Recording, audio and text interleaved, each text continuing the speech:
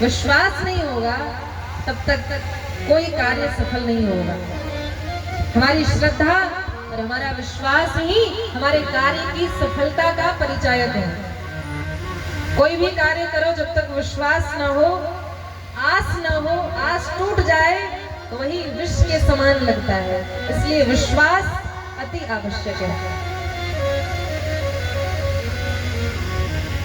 आगे कहते हैं वंदे बोधमयं नित्यं गुरुं शंकर रूपिणं यमाश्रितो हि वक्रोऽपि चंद्रः सर्वत्र वंद्यते। गुरु को प्रणाम किया है,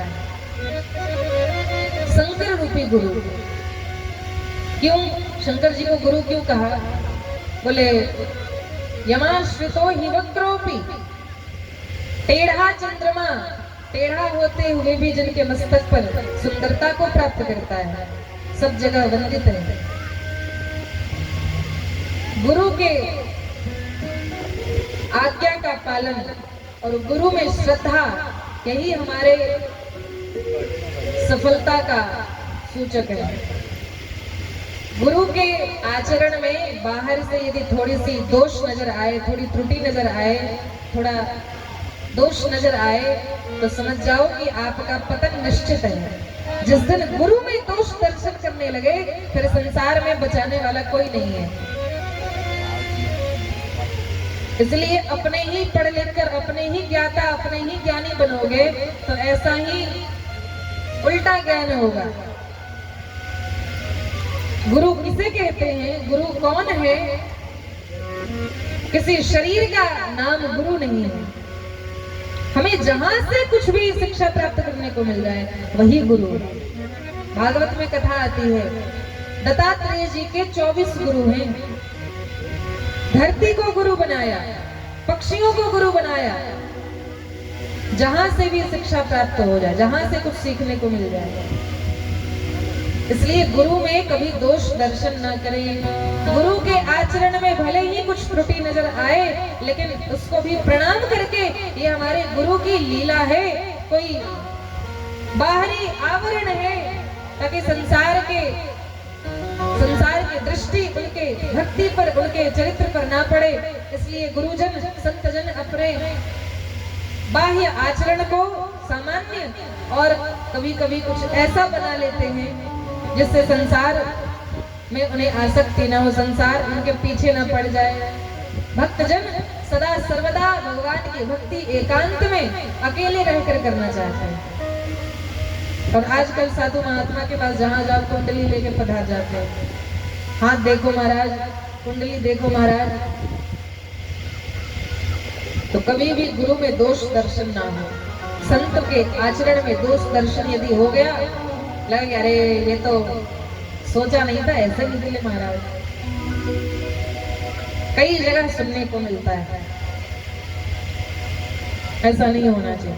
आगे श्री गोस्वामी जी ने वंदना की है श्री सीतारामचंद्र जी के गुण समूह रूपी जंगल में रहने वाले कवीश्वर और कपीश्वर की। सीताराम नाम सीताराम गुणग्राम पुण्यारण्य विहारिणो वंदे विशुद्ध विज्ञानो कवीश्वर कपीश्वर।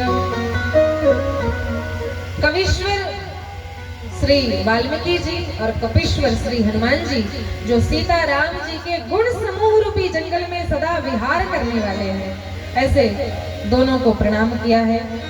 आगे से सीता जी को प्रणाम किया है और अंत में भगवान को प्रणाम किया है। प्रणाम करके और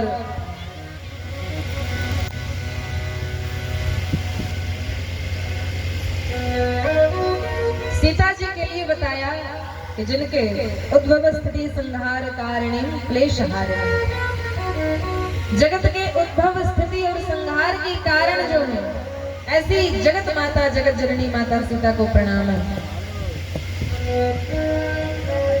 भ्रिकुटी विलास सृष्टि लय हो, भगवान को प्रणाम किया है। जिनके माया के वश में सारा संसार जो झूठा है वो सत्य जान पड़ता है, ऐसी माया के पति परम पिता प्रभु जिनका नाम राम है, रामाख्यमीशम हरे, उन भगवान को प्रणाम किया है। और सबसे अंत में